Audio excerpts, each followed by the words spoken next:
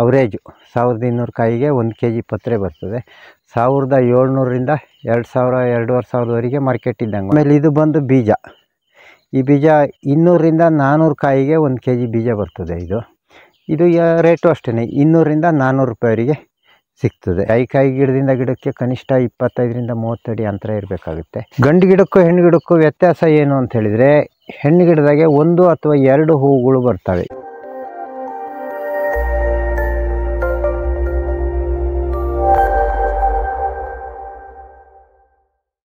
ಇದು ನಮ್ಮದು 7ನೇ ವರ್ಷದ ಜಾಯಿಕಾಯಿ ಗಿಡ. ಜಾಯಿಕಾಯಿ ನನ್ನ ಹತ್ರ ಒಂದು 250 ಜಾಯಿಕಾಯಿ ಗಿಡಗಳಿದ್ದಾವೆ ತೋಟದಾಗೆ. ಕಸಿ ಗಿಡ ಕಸಿ ಗಿಡ ಮಾಡಿದ್ದೆ 99ರಾಗೆ, ಅದಷ್ಟು ಸಕ್ಸಸ್ ಆಗಿಲ್ಲ. ಹಾಗಾಗಿ ನಂತರದಾಗ ರೈತರುಗಳನ್ನು ಭೇಟಿ ಮಾಡಿದವಾಗ ಎಲ್ಲ ರೈತರ ಅನುಭವವನ್ನು ಕೇಳಿದವಾಗ ಅವರು, ನೀವು ಕಸಿ ಗಿಡ ಅಷ್ಟು ಸಕ್ಸಸ್ ಆಗೋಲ್ಲ, ಬೀಜದ ಗಿಡ ನಾಟಿ ಮಾಡಿ ಅಂದರು. ಆಮೇಲೆ ಕಸಿ ಗಿಡನೆಲ್ಲ ತೆಗೆದು ಬೀಜದ ಗಿಡ ನಾಟಿ ಮಾಡ್ಕೊಂಡಿದ್ದೀನಿ. ನಾವು 4ನೇ ವರ್ಷಕ್ಕೆ ಹೂ ಬಂತು. 5ನೇ ವರ್ಷದಿಂದ ಫಲ ಸಿಗೋಕ್ಕೆ ಶುರುವಾಗಿದೆ.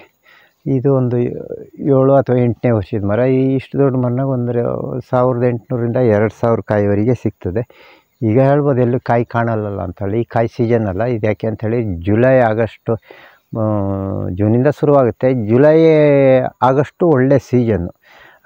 ಆಗಸ್ಟ್ ಮುಗಿಯೋಷ್ಟೊತ್ತಿಗೆ ಕಾಯಿನೂ ಸಹ ಮುಗಿದೋಗಿರುತ್ತೆ. ಆದರೆ ಇದು ಭಾಳ ಸ್ವಲ್ಪ ಹಿಂಬೆಳ್ಸಾಗಿರೋದ್ರಿಂದ, ಫಸಲು ಬಂದಿದ್ದು ಲೇಟ್ ಆಗಿರೋದ್ರಿಂದ ಏನೋ ಇರ್ಬೋದು. ಇದ್ರಾಗೆ ನೋಡಿ ಸ್ವಲ್ಪ ಕಾಯಿ ಇದೆ. ಇದು ಜಾಯಿಕಾಯಿ. ಇದು ನಂತರದಾಗೆ ಓಪನ್ ಆಗಿ ಬೀಳ್ತದೆ, ಇದು ಕೆಳಗೆ ಬೀಳ್ತದೆ. ಆಮೇಲೆ ಇದ್ರ ಮೇಲ್ಗಡೆ ಇರೋಂಥದ್ದು ಜಾಯಿಕಾಯಿ ಪತ್ರೆ. ಈ ಪತ್ರೆನ ತೆಗೆದು ಒಣಸಿ ಕ್ಲೀನಾಗಿ ಫಂಗಸ್ ಬರದಂಗೆ ಒಣಸಿದರೆ, ನೀವು ಈ ಪತ್ರೆನ ಒಣಸಿದರೆ 1200 ಅವರೇಜು 1200 ಕಾಯಿಗೆ 1 kg ಪತ್ರೆ ಬರ್ತದೆ. 1700ರಿಂದ 2000 2500ವರೆಗೆ ಮಾರ್ಕೆಟ್ ಇದ್ದಂಗೆ, ಒಂದು ಸ್ವಲ್ಪ ವೇರಿಯೇಷನ್ ಇರ್ತದೆ. ಆ ರೇಟಿಗೆ ಹೋಗ್ತದೆ. ಇದಕ್ಕೆ 1200 ಕಾಯಿವರೆಗೆ ಬೇಕಾಗ್ತದೆ. ಆಮೇಲೆ ಇದು ಬಂದು ಬೀಜ. ಈ ಬೀಜ 200ರಿಂದ 400 ಕಾಯಿಗೆ 1 kg ಬೀಜ ಬರ್ತದೆ. ಇದು ರೇಟು ಅಷ್ಟೇ 200ರಿಂದ 400 ರೂಪಾಯಿವರೆಗೆ ಸಿಗ್ತದೆ. ಆಮೇಲೆ ಇವೆರಡು ಉತ್ಪನ್ನ ಆದ್ರ ಮೇಲೆ ಇನ್ನೊಂದು ಉತ್ಪನ್ನ ಉಳಿತು, ಅದೇನು ವೇಸ್ಟ್ ಆಗುತ್ತಾ ಕೇಳ್ಬೋದು ನೀವು. ಇದೇನಿದೆ ಜಾಯಿಕಾಯಿ ಹಣ್ಣಿದು.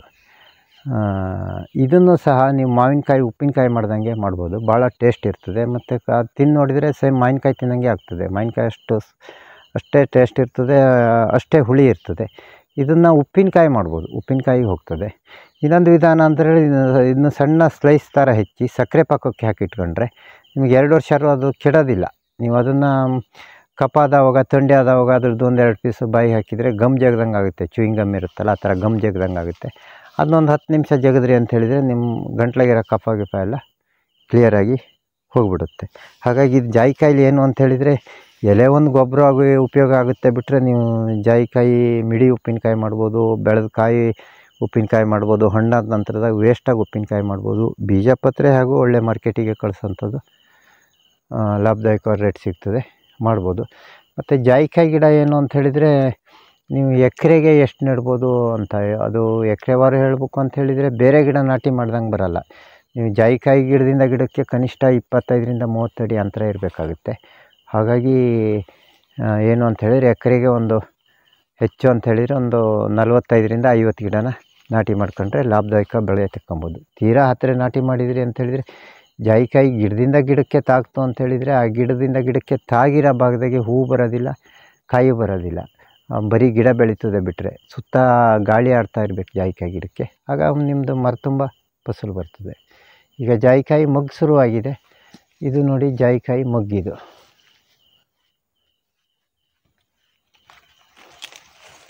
ಇಲ್ಲಿ ಶುರುವಾಗಿದೆ ನೋಡಿ, ಇದು ಜಾಯಿಕಾಯಿ ಮೊಗ್ಗು. ಜಾಯಿಕಾಯಿ ಏನು ಅಂತ ಹೇಳಿದರೆ ಶೆಲ್ಫ್ ಪಾಲಿನೇಷನ್ ಇದೆ. ಅದು ಒಂದೇ ಗಿಡ ನೆಟ್ಟರೂ ಸಹ ಕಾಯಿ ಪ್ರಮಾಣ ಏನು ಭಾಳ ಕಡಿಮೆ ಆಗೋದಿಲ್ಲ, ಕಾಯಿ ಆಗಷ್ಟು ಆಗ್ತದೆ. ಆದರೆ ಜೊತೆಗೆ ಗಂಡು ಗಿಡ ಇದ್ದರೆ ಪಾಲಿನೇಷನ್ನಿಗೆ ಅನುಕೂಲ ಆಗುತ್ತೆ, ನಿಮಗೆ ಕಾಯಿ ಇಳುವರಿ ಜಾಸ್ತಿ ಬರ್ತದೆ. ಯಾಕೆ ಅಂಥೇಳಿದರೆ ಪಾಲಿನೇಷನ್ ಜಾಸ್ತಿ ಆಗೋದ್ರಿಂದ. ಇಲ್ಲ ಅಂತಾದರೆ ಏನು ಕೆಲವು ವರ್ಷ ಏನಾಗುತ್ತೆ ಅಂತೇಳಿದರೆ ಪಾಲಿನೇಷನ್ ಆಗೋದೇ ಇಲ್ಲ. ಲಾಸ್ಟ್ ಇಯರ್ ಹೂ ತುಂಬ ಬಂತು, ಕಾಯಿ ಕಡಿಮೆ ಬಂತು. ಈ ಸಾರಿ ಹೂ ಕಡಿಮೆ ಇದೆ, ಆದರೆ ಕಾಯಿಯೂ ಆಗ್ತಾಯಿದೆ. ಕಡಿಮೆ ಇದ್ದರೂ ಕಾಯಿ ಆಗ್ತಾಯಿದೆ. ಯಾಕೆ ಈ ಸಿಸ್ಟಮ್ ಆಯಿತು ಅಂಥೇಳಿದರೆ, ಅದು ಸೆಲ್ಫ್ ಪಾಲಿನೇಷನ್ ಇದೆ ಅನ್ನೋ ಕಾರಣಕ್ಕೆ ಗಂಡು ಗಿಡನೆಲ್ಲ ಕಡ್ದಾಕ್ಬಿಟ್ಟಿದ್ದೆ ನಾನು. ಪೂರ್ತಿ ಕಡಿದು ಎಲ್ಲ ಕಸಿ ಮಾಡಿದ್ದೆ.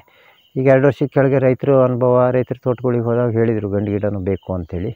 ಆಮೇಲೆ ಗಂಡು ಗಿಡ ಕಸಿನ ಮತ್ತೆ ತೆಗೆದು ಮತ್ತೆ ಗಂಡು ಗಿಡ ಮಾಡಿದ್ದೀನಿ. ಅದು ಗಂಡು ಗಿಡದಾಗೂ ಹೂ ಬರ್ತಾ ಇರೋದ್ರಿಂದ ನಮಗೆ ಈ ಸಾರಿಂದ ಜಾಯಿಕಾಯಿ ಒಳ್ಳೆ ಇಳುವರಿ ಬರುತ್ತೆ ಅಂತ ತಿಳ್ಕೊಂಡಿದ್ದೀನಿ. ಗಂಡು ಗಿಡಕ್ಕೂ ಹೆಣ್ಣು ಗಿಡಕ್ಕೂ ವ್ಯತ್ಯಾಸ ಏನು ಅಂತ ಹೇಳಿದರೆ, ಹೆಣ್ಣು ಗಿಡದಾಗೆ 1 ಅಥವಾ 2 ಹೂವುಗಳು ಬರ್ತವೆ. ಈ ರೀತಿ ಬಂಚ್ ಸಿಸ್ಟಮಾಗೆ ಹೂ ಬರೋದಿಲ್ಲ. ಈ ರೀತಿ ಚೆಂಡೆ ಒಂದು ಚೆಂಡಲ್ಲಿ ಒಂದು 10-15 ಹೂವಿತ್ತು, ಗಿಡದ ಪ್ರತಿ ಗಣ್ಣಾಗ ಹೂವಿತ್ತು ಅಂತ ಹೇಳಿದರೆ ಇದು ಗಂಡು ಗಿಡ. ವಿಪರೀತ ಹೂ ಬರ್ತಾ ಇದೆ ಅಂತ ಹೇಳಿದರೆ ಅದು ಗಂಡು ಗಿಡ. ಅದು ಮತ್ತು ಗಂಡು ಗಿಡ ಹೆಣ್ಣು ಗಿಡ ಒಂದೇ ಟೈಮಿಗೆ ಹೂ ಬರೋದ್ರಿಂದ ನಮ್ಮದೀಗ ಜಾಯಿಕಾಯಿ ಹೆಣ್ಣು ಗಿಡನೂ ಹೂ ಬರ್ತಾಯಿದೆ, ಗಂಡು ಗಿಡನೂ ಹೂ ಬರ್ತಾಯಿದೆ. ಅದರಿಂದ ಜಾಯಿಕಾಯಿ ಇಳುವರಿ ಜಾಸ್ತಿ ಆಗುತ್ತೆ. ಒಂದು 100ಕ್ಕೆ ಒಂದು 8ರಿಂದ 10 ಗಿಡ ಜಾಯಿಕಾಯಿ ಗಂಡು ಗಿಡ ಇದ್ದರೆ ನಿಮ್ಗೆ ಇಳುವರಿ ಚೆನ್ನಾಗಿ ಬರ್ತದೆ.